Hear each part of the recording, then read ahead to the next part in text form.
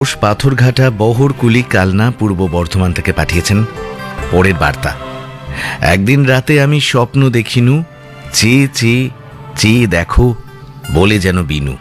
না ভোরাই, এখন কর্মক্লান্ত কলেবরে রাতে স্বপ্ন সকল আমার মনোরাজ্যে স্বায়ত্তশাসন বিস্তার করে না, বরং গভীর নিদ্রা যখন কাক নিদ্রায় পরিণত হয়, সেই কাক ডাকা ভোরে আমি স্বপ্ন দেখি বেশি।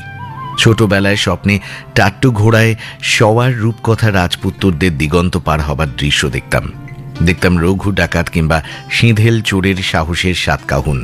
দেখতাম ফুটবল সম্রাট পেলে অথবা ফুটবলের ঈশ্বর মারাদোনার বল নিয়ে বলিয়ান ভঙ্গিতে বিচরণের দৃশ্য।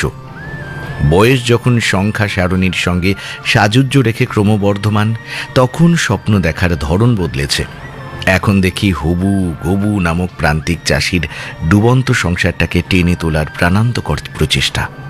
দেখি প্রতিশ্রুতি ভঙ্গে প্রহেলিকায় পরিণত হওয়া মানহারা মানবীর জীবন কাহিনী। আবার দেখি শিক্ষিত বেকারের জীবনের যূপকাষ্ঠে অসহায় আত্মসমর্পণের দৃশ্য। কখনো দেখি ক্ষমতার অলিন্দে থেকে ক্ষমতা অপব্যবহারকারী ক্ষমতাবানের উদ্বায়ী আস্ফালন। দেখি তোষামদে তুষ্ট করতে চাওয়া উলঙ্গ রাজাকে ঘিরে থাকা উমেদার প্রবঞ্চক কৃপা প্রার্থী নাগ নাগিনীর নয়ন ঠার। সহসা স্বপ্নভঙ্গ ঘটে। নিদ্রালু নয়নে খুঁজি সেই সহজ সরল সত্যবাদী নির্ভীক শিশুটিকে, যে সবার ঊর্ধ্বে গলা তুলে জিজ্ঞাসা করতে পারবে, রাজা তোর কাপড় কোথায়? যে উলঙ্গ সমাজকে লজ্জাভরণ পরিয়ে শৃঙ্খলার আস্তরণে প্রতিষ্ঠা করবে সত্য শিব সুন্দরকে। ভোরের স্বপ্ন সফল হলে আমরা কবি সত্যেন্দ্রনাথ দত্তের চোখে চোখ মিলিয়ে দেখব।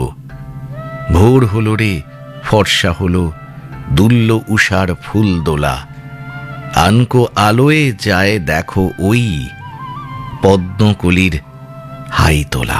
তাপস কুমার ঘোষ, পাথরঘাটা, বহরকুলি, কালনা, পূর্ব বর্ধমান।